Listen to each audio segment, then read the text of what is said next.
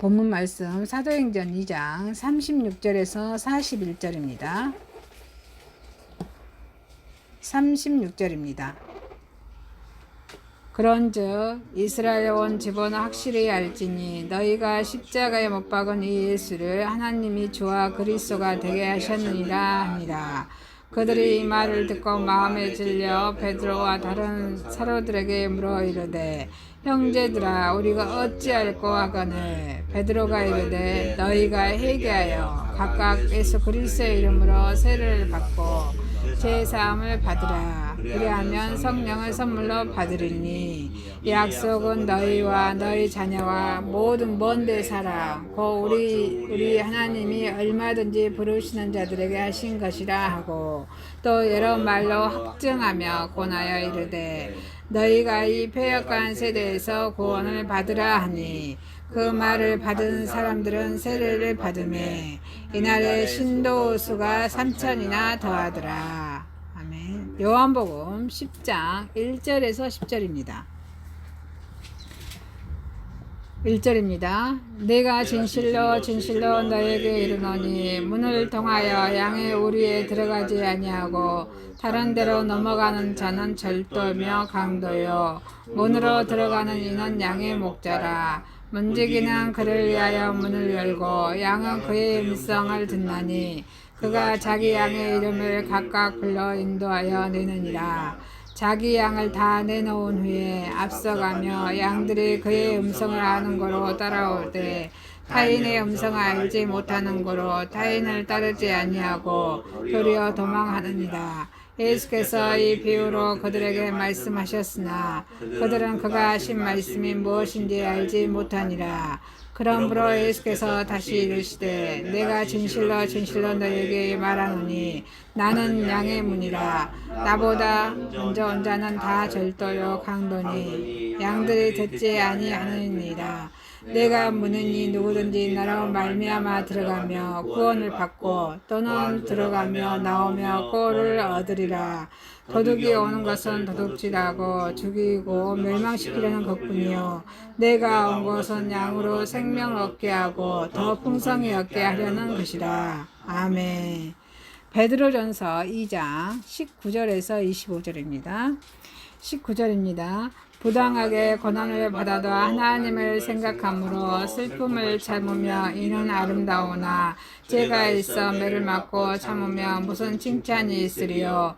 그러나 선을 행함으로 고난을 받고 참으며 이는 하나님 앞에 아름다우니라. 이를 위하여 너희가 부르심을 받았으니 그리스도도 너희를 위하여 고난을 받으사 너에게 본을 끼쳐 그 자취를 따라오게 하려 하셨느니라. 그는 죄를 범하지 아니하시고 그 입에 거짓도 없으시며 욕을 당하시되 맞대어 욕하지 아니하시고 고난을 당하시되 이어하지 아니하시고 오직 공의로 심판하신 이에게 부탁하시며 친히 나무에 달려 그 몸으로 우리 죄를 담당하셨으니 이는 우리로 죄에 대하여 죽고 의에 대하여 살게 하려 하심이라. 그가 채찍에 맞음으로 너희는 나음을 얻었나니 너희가 전에는 양과 같이 길을 잃었더니 이제는 너희 영혼의 목자와 감독 되신 이에게 돌아왔느니라. 아멘.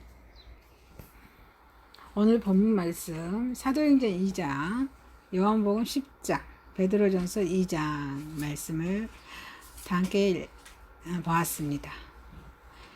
이 말씀을 보면서 사도행전에서는 베드로가 오순절날에 성도들에게 설교하는 그런 하나님의 말씀의 내용입니다. 요한복음 10장에는 예수님은 선한 목자시다. 양의 문이시다. 그 베드로전서도 예수님에 대해서 이렇게 말씀을 선포하고 있습니다. 그래서 우리 예수님을 생각하면서 제목을 인내, 아름다운 인내, 인내로 아름다운 인내라는 제목으로 저 여러분이 은혜를 받으시길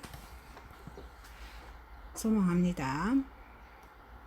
자, 아름다운 인내는 회개하게 합니다. 회개하게 합니다. 자, 그 형제들아, 본문 봅니다. 형제들아 우리가 어찌할꼬, 이 말 본문 있죠. 죄 없는 예수를 못 박으소서.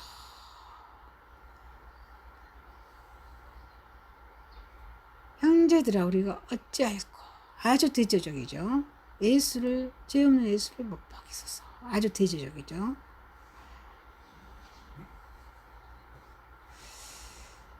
자, 우리 성령님께서는 믿는 하나님의 백성들에게만 역사하는 것이 아니라 하나님 예수님을 비춰가는 이런 유대인들에게도 역사하셨던 것입니다.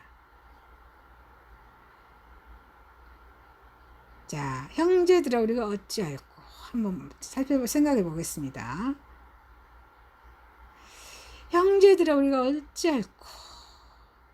우리에게 품겨진 것이 무엇입니까? 절망, 좌절, 절규이지 않습니까?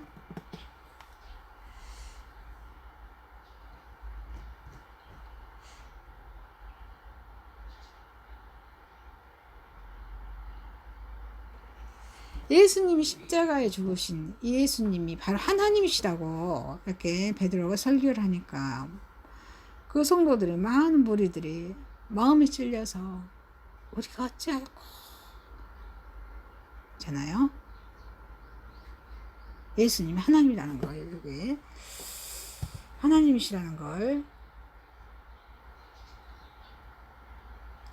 알지 믿게 됩니다. 자, 우리 인간들은 자기 더러운 자기 모습을 발견하면은 좌절합니다. 그래서 이사야서 6장 5절 말씀에도 그 이사야 선지자도 하나님을 뱀으로써 자신의 참다운 더러운 참모습을 발견하고 라고 말씀하고 있어요. 그래서 화로다 나는 망하게 되었도다 이렇게 이사야 선지자는 외칩니다.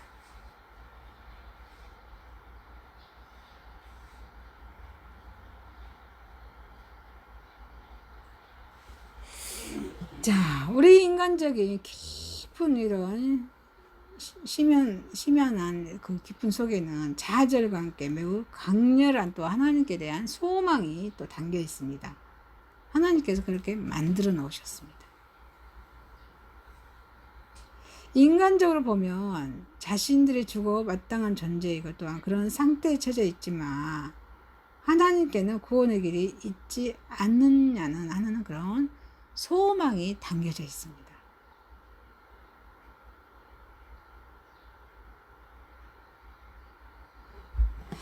그래서 하나님의 구원은 인간이 인정하고 스스로의 구원의 가능성이 있는 곳에서 이루어진 것이 아니라 철저히 부인되는 곳에서 이루어졌기 때문에 이렇게 우리 하나님께서는 우리 인간들이 하나님에 대한 소망을 갖게 하셨습니다.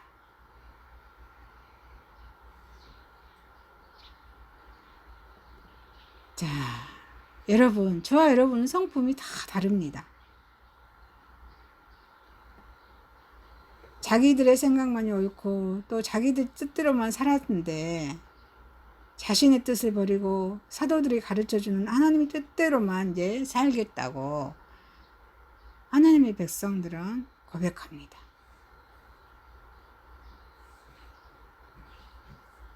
자,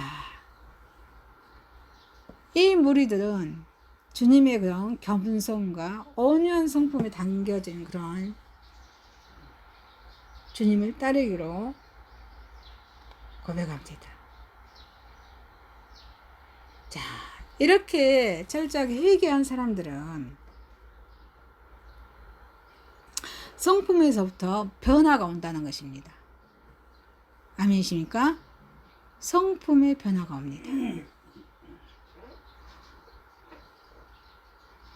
유대인들은 마음으로부터 회개했지만 이 베드로는 어때요? 회개의 열매를 맺도록 이렇게 촉구를 합니다.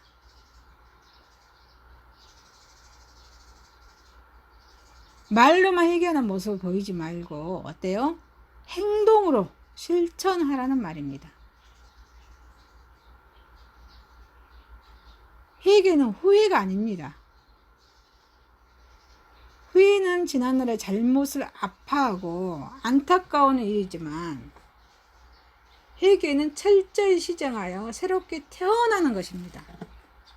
그래서 헬라어 원어의 뜻을 보면은 방향을 바꾸다, 옳은 길로 돌아서다, 이런 뜻이 담겨져 있습니다. 바로 회개는 삶의 방향의 전환입니다.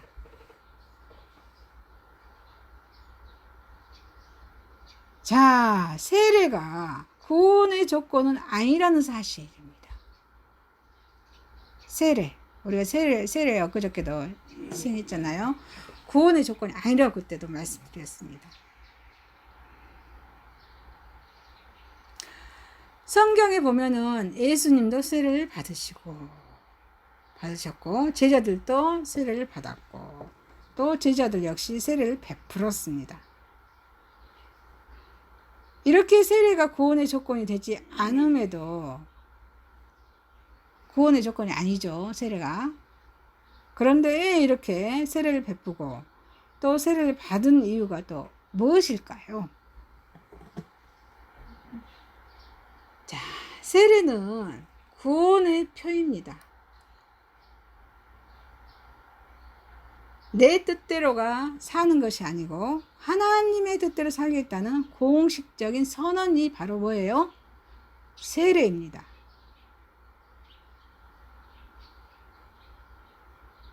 구원의 표, 공식적인 선언을 갖는다는 것이 아주 중요합니다.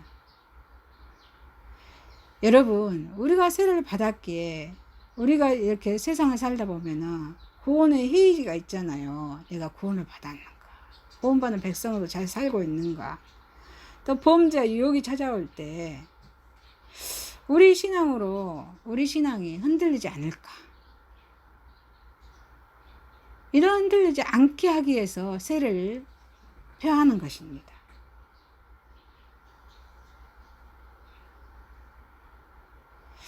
구원받은 저와 여러분은 성령님이 함께 계시기 때문에 어때요? 다른 설명을 할 필요가 없습니다.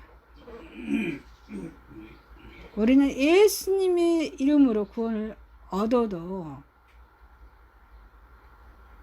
어때요? 그것을 지켜나갈 능력이 있어요, 없어요? 능력이 없어요. 그래서 어때요? 이 본문에서 약속은 안 받아도 좋으나 받아서 더 좋은 성령을 주시겠다는 의미로 반드시 알아야 할 성령을 받는 방법에 대한 교훈이라고 보아야 할 것입니다. 자, 성령을 받는 방법. 성령. 늘 말씀하시죠. 하나님은 우리를 구원을 계획하셨고 예수님 구원을 안성하셨고 또 예수님 성령님은 우리를 구원을 늘 인도하신다 했잖아요. 이게 성령을 받는 방법에 대해서 늘 말씀하고 계셔요. 그래서 성령님은 거룩한 영이세요. 죄가 없으신 깨끗한 영이시다 이 말씀이에요. 성령을 받고자 하면은 죄의 더러움을 씻어서 깨끗이 하라는 말씀입니다. 죄가 있으면은요 예배 참석도 힘들어요.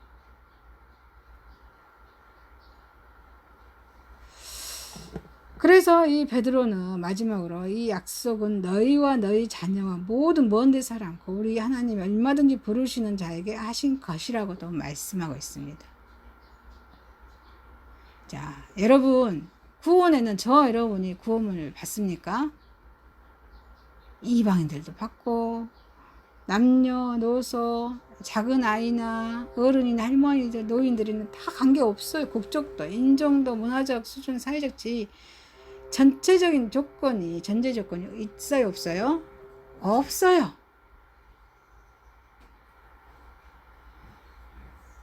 구원에는 전제 조건이 없습니다. 그래서 오직 예수님을 믿으면은 예수님의 보혈 그리스도의 보혈 왜 그렇지 하면 누구라도 살인 강도든지 또 창녀 세리 불문하고 어때요? 구원을 얻습니다. 여러분, 그래서 이 아름다운 인내가 어렵죠. 인내. 우리 삶 속에서 얼마나 많은 인내가 필요합니까?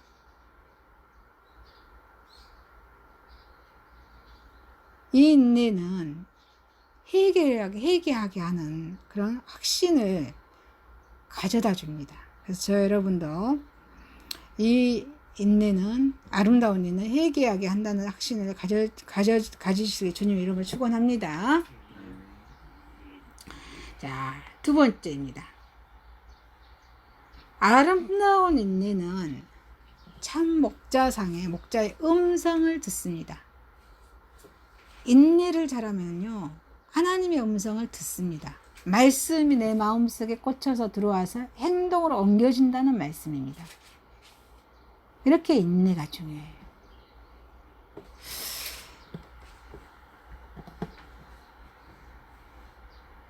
하나님은 이스라엘 백성들의 목자였습니다. 그래서 아브라함과 언약을 맺으실 때부터 창세기 12장에 아브라함이 소명을 받은 장이죠. 내가 너로 큰 민족을 이루고 너에게 복을 주어 2장 3절에 12장 2절 3절 복을 주어 내 이름을 창대하게 하리니 너는 복이 될지라. 너를 축복하고 얻는 자에게는 내가 복을 내리고 너를 저주하는 자에게는 내가 저주하리니 땅의 모든 족속이 너로 말미암아 복을 얻을 것이라 하시니라. 이렇게 언약하셨습니다. 그래서 내가 너를 큰 민족을 이루고 내게 복을 주어 내 이름을 창대케 하리니 너는 복의 근원이 될지라고 하신 이때부터 하나님은 이스라엘의 하나님이셨습니다. 근데 저와 여러분의 하나님이시다 했습니다.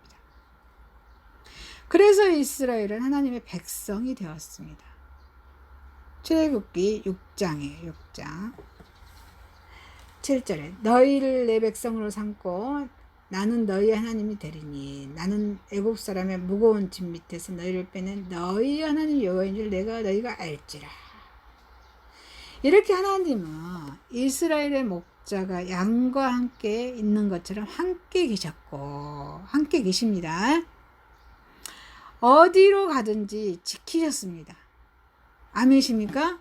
저 여러분을 지켜주시고 또 푸른 초장 시냇물가를 인도하십니다. 믿어지십니까?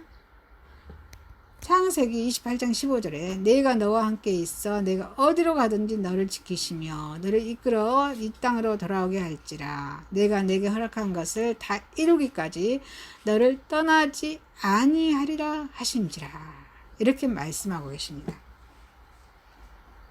그래서 요한복음 10장에 이 본문에서는 큰 목자이신 하나님이 그의 종들을 보내어 당신의 양물인 이스라엘을 인도하고 하라고 하셨습니다. 그런데 어때요?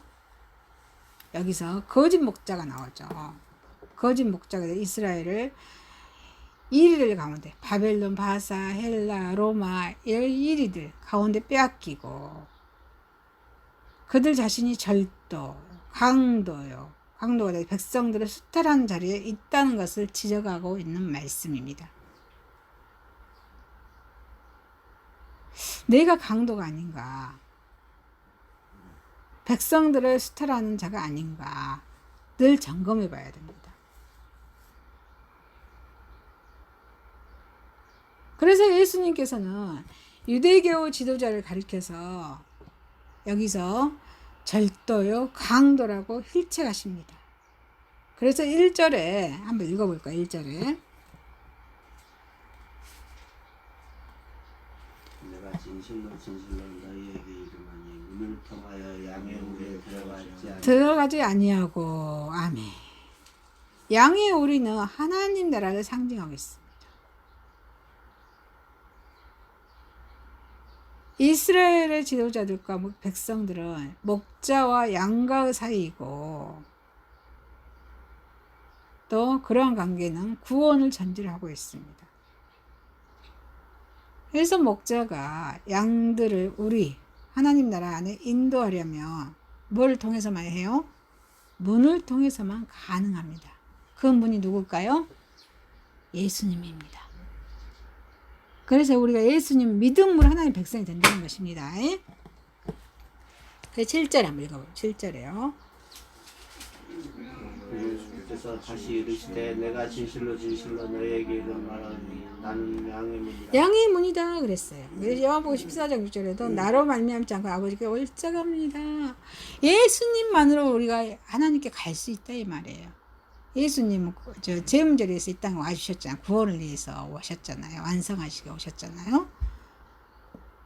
바로 그 문 예수님이시고 예수님이 양의 문이다 라고 말씀하십니다.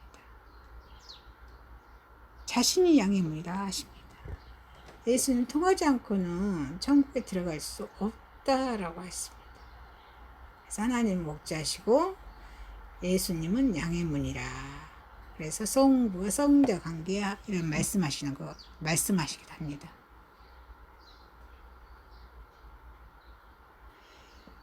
그래서 진리의 문, 생명의 이런 문 아니고서는 예수님을 통하지 않고는 우리는 한 명도 한 사람도 천국을 들어갈 수 있어요, 없어요? 인도할 수 있다, 없다? 없어요. 그 예수님이 아주 우리는 중요합니다.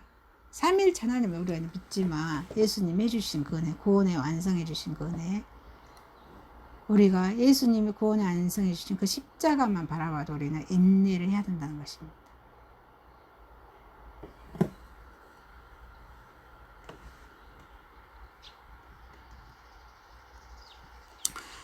그래서 여기서 봅시다.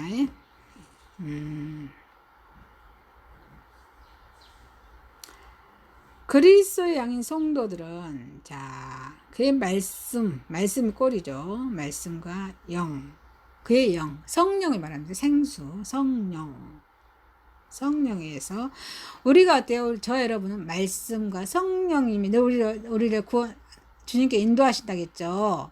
구원으로 인도하신다 했은 게 말씀과 성령으로 어때요? 늘 양육되고 인도되고 있습니다. 성령으로 늘 성령께서 우리를 인도해 주셔요. 천국에 가는 그날까지. 이게 성화라고 합니다. 성화. 자, 12절에 삭군이 나오죠. 12절. 그렇습니까? 12절 안 읽었죠? 유대교의 그런 교황이나 교권주의자들은 삭군이라고 할 때 삭군 뒤에 나옵니다. 예수님은 선한 목자시다 이렇게 말씀하고 있습니다. 유대교의 지도자들은 어때요? 탐욕, 이선에 빠져 있을 때 예수님께서는 양들을 위해 자기 생명을 희생하셨습니다. 유대교들은 율법이 규정한 것 이상의 권위를 확보했어요. 율법의 그 권위를 굉장히 했어요. 저와 여러분이 율법의 권위를 내세우지 않는가 점검해 봐야 돼요. 근데 어때요? 예수님은요? 또 유대교는 도적과 같은 간사한 깨와 도적과 강도와 같은 폭력으로 백성들에게 군림합니다. 군림. 절대적인 세력을 가지고 남을 압도한다는 것입니다. 내가 이렇게 하지 않는가? 내 이치에서 직원들에게 이렇게 하지 않는가? 그런데 어때요? 예수님께서는 온유와 겸손으로 진실과 사랑으로 또 하나님이 주신 그런 능력과 권세로 백성들을 가르치시고 섬기었습니다. 예수님의 사랑은 실천, 섬김인 거예요, 섬김. 주님의 이름으로 사랑하고 실천하고 섬기는 것입니다. 그래서 이 교권주의자들은 하나님의 창조 질서에 의해서 살고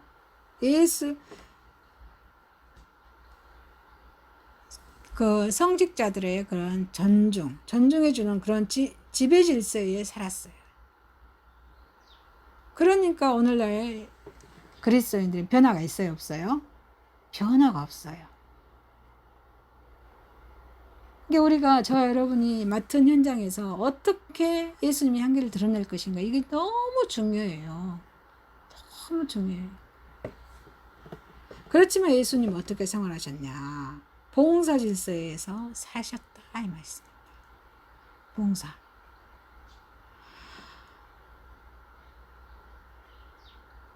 이게 어떻게 보면요, 여러분들이 하나님의 일을 더 많이 하고 있는 줄 믿습니다. 예수님의 이름으로. 각자의 사업장에서 아침에 정해진 시간에 출근하시잖아요. 또 퇴근 시간 있잖아요. 에?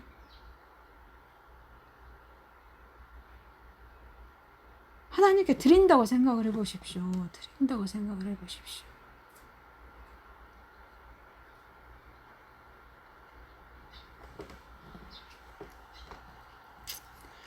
봉사 질서입니다. 봉사 질서에서 예수님은 사셨습니다. 그래서 1절에 문으로 들어가지 아니하고 다른 데로 넘어가는 자는 절도요 강도요 그랬어요. 절도와 강도의 목적은 비열과 탐욕입니다.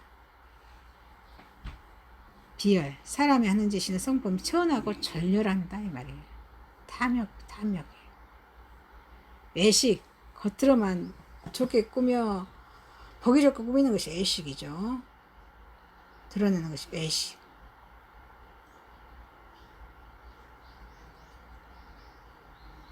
또 비열,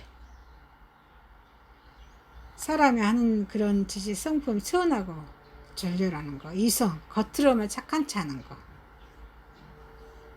이게 젖어 있지 않는가. 재물, 성도들의 그런 11조나 백성들의 11조를 징수해서 탐해서 자기 이익을 위해서 쓰지 않는가. 7위, 또 돈이나 곡식을 위해서 이렇게 빌려주고 그 별리 이자를 받지 않는가. 이게 교회 안에서는요, 하나님의 것은 하나님께 드려질 거 드려지고 그 돈으로 자기가 이자놀이 한다고는 안 맞다 이 말이죠. 강분, 어떤 목적을 위해서 미친 듯이 날뛰지 않는가. 이게 누가 했다 이 말이에요. 교권주의자, 성직자들이 했다 이 말이에요. 그래서 백성들을 위해서 봉사하지 아니했다 이 말이에요. 정말 이게 어렵습니다. 자, 바른 길로 인도를 한다기도 어려워요. 참 어려워요. 그래도 인내가 필요합니다. 사역자들도 굉장히 인내가 필요해요.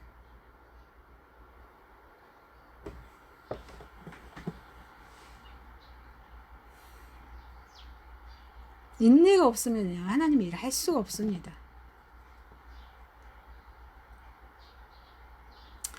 이대주의자들 백성들이 봉사하지 아니하고 자기 자신들의 이익을 위한 책략으로 말했습니다. 어떤 일을 꾸며나가 이뤄나가는 교묘한 방법으로 했다는 것입니다. 그래서 이 율법을 빙자해서 남의 힘을 빌려서 의지했죠. 율법을 빙자해서 하나님 자리에 앉아서 있으면서 그런 교권, 종교상의 권위를 남용한 자들이 바로 유대교였다 이 말이에요. 내가 유대교가 아닌가 점검을 해봐야 돼요.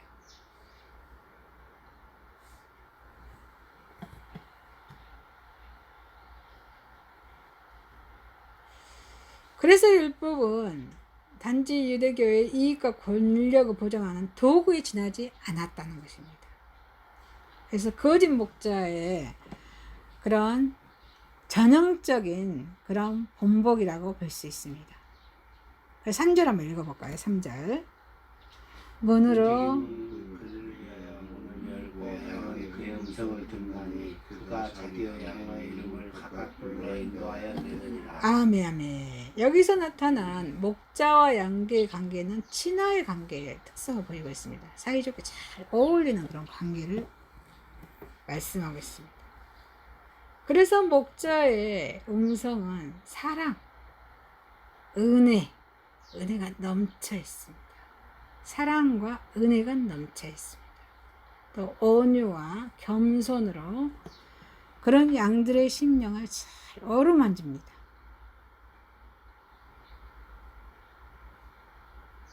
그래서 양들은 이러한 목자에게 어때요? 신뢰하고 순종으로 따르고 또 4절에 감사함으로 충성한다고 말씀하고 있습니다.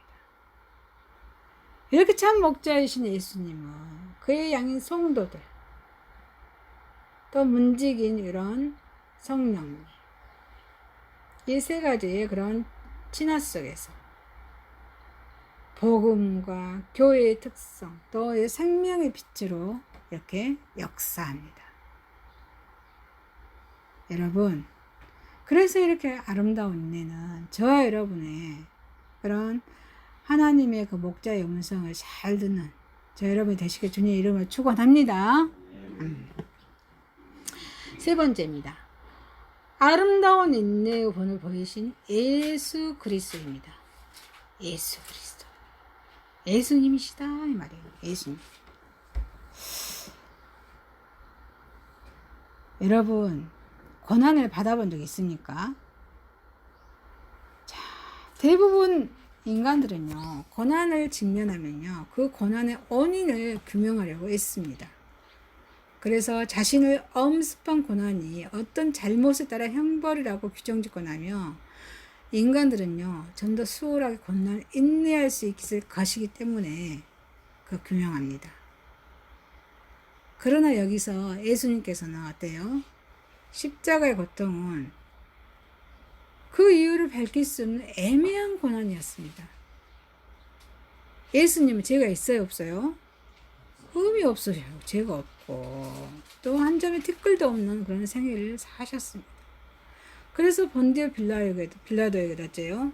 그 예수님께서 십자가형에 대한 처할만한 죄질을 찾지 못했다고 요한복음 19장 4절에 말씀하고 있습니다. 그래서 예수님은 아무런 죄가도 없이 십자가에 못 박혀서 정말 인간으로서는 그 견디기 어려운 모멸과 수욕을 당하셨습니다.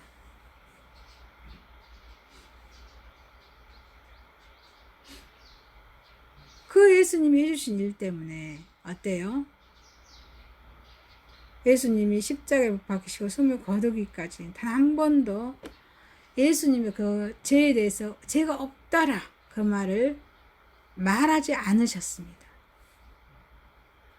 그래서 예수님께서는 십자가에 지신 그 사실은 저와 여러분의 죄값을 치르는 것이고 또 인간들 너무 사랑하시기 때문에 이 깊은 뜻을 말하지 않으시고 참으셨다는 것입니다.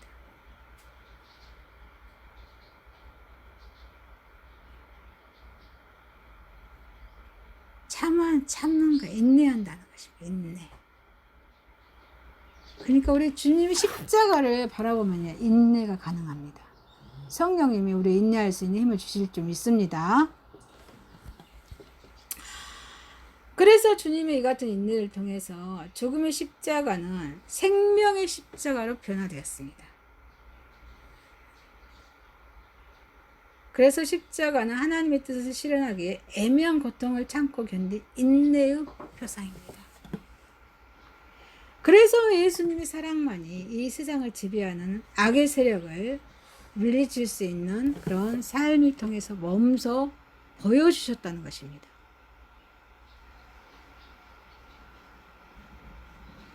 하나님을 떠나서 살면 어떻게 할까요? 우리가요? 하나님을 떠나 살게 되면은 자기의 이익과 또 악이 뭔지도 모르고 악 속에 살아가겠죠. 악의 굴레 속에 들어간 우리 인간에게는 악한 제도를 깨뜨려서 부술 수 있는 힘이 없습니다. 하나님을 떠나버리면요 거기에 묻혀서 살아가는 것이 인간입니다.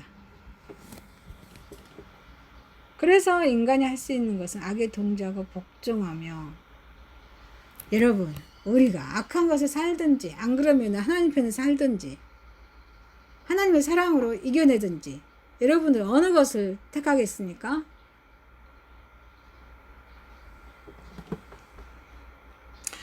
무한한 주님의 사랑으로 인내로 악한 그런 질곡들을 녹여버리는 것을 우리는 택해야 될 줄 믿습니다.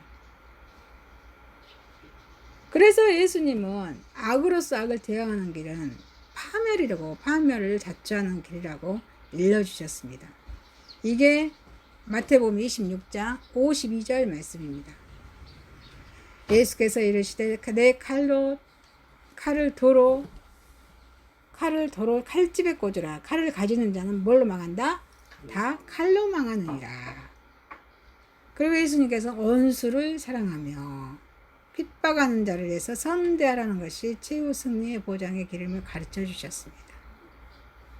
원수를 사랑하는 거예요. 우리는 기도를 해야 돼. 늘 기도를 합니다. 늘 기도를 해야 돼요. 그래야지만 성령님께서 우리 마음을 녹이셔서 사랑으로 이길 수 있는 힘을 주실 줄 믿습니다. 그래서 예수님의 생애는 인내함으로 진리를 지키고 소원으로 악을 이기는 삶이셨습니다.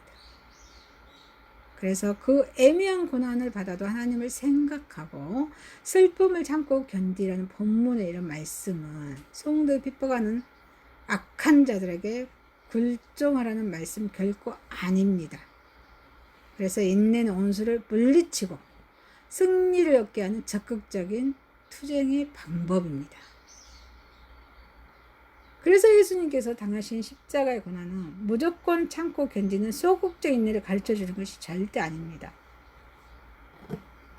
그래서 예수님의 십자가는 인내가 악의 세력을 물리치기 위해서 성도들이 지녀야 할 무기입니다. 그리고 인내할 줄 아는 자만이 예수님의 부활과 영생에 이른다는 진리를 가르쳐 줍니다. 그래서 저 여러분은 이 제약된 세상에서 의로움을 지키기 위해서 인내로서 고난에 맞서야 합니다. 그래서 인내를 선한 싸움의 방법으로 선택할 수 있는 신앙을 가진 자만이 생명의 면류관을 얻을 수 있습니다. 어둠이 아무리 짙어도 빛을 이길 수 있어요, 없어요? 없습니다. 제약된 무리들이 많아도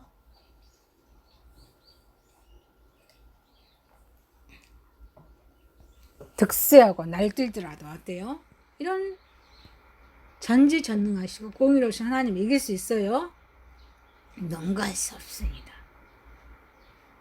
그래서 저 여러분이 의를 위해서 당하는 고난은 길다 짧다? 짧아요. 잠깐이에요.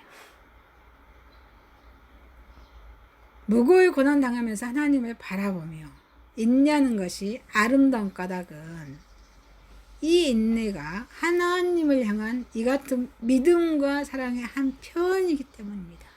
그래서 억울한 고통을 인내하며 하나님을 바라보는 사람은 하나님이 주신 일을 체험합니다. 아멘이십니까? 아멘. 억울한 고통. 저 억울한 고통을 당하고 있습니다. 지금 억울한 고통을 당합니다. 인내. 하나님께서 이를 주신다고 하잖아요. 얼마나 감사합니까? 하나님에 대한 확실한 소망을 얻게 됩니다. 인내를 잘하게 되면요. 연단을 얻어서 하나님의 소망을 얻게 됩니다. 인내를 통해서 얻은 소망은 어떠한 경우에도 흔들리지가 않습니다. 그래서 환난 중에도 즐거워할 수 있는 힘이 어때요? 소망 가운데 생겨납니다. 그래서 이 환난은 어려움은 저 여러분을 하여금 인내를 배우게 할 것이고 또 인내를 통해서 더욱 성숙한 신앙과 확실한 소망을 갖게 되기 때문에 하나님께서 인내하라고 하십니다.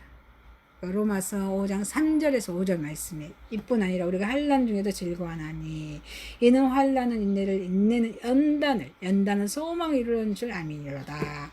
소망이 우리를 부끄럽게 하지 아니하며 우리에게 주신 성령으로 말미암아 하나님의 사랑이 우리 마음에 분바됨이니. 아멘. 그래서 악한 세상과 타협하지 말고 하나님의 뜻대로만 살려고 몸부리치는 저와 여러분이라면 누구나 한 번쯤 억울한 고통을 당할 수 있습니다. 이때 어때요? 악에게 지지 않고 승리하기 위해서는 저 여러분은 누구를 바라봐야 돼요? 예수님의 십자가를 바라봅니다. 그리고 또 모든 고통에 인내하는 예수님의 십자가를 바라보면서 이 고통에 인내하는 성숙한 신앙을 가져야 할 것입니다. 그래서 아름다운 인내의 본을 보이신 예수님을 저 여러분 잘 섬기는 저 여러분이 되시기를 주님의 이름을 축원합니다. 기도하겠습니다. 아름다운 인내는 회개하게 합니다. 아름다운 인내는 참 목자의 음성을 듣습니다. 아름다운 인내는 예수 그리스도에 있습니다. 아버지, 인내를 잘하게 하여서 소망이신 주님을 바라보게 하여 주옵소서. 예수님의 이름으로 기도드리옵나이다. 아멘.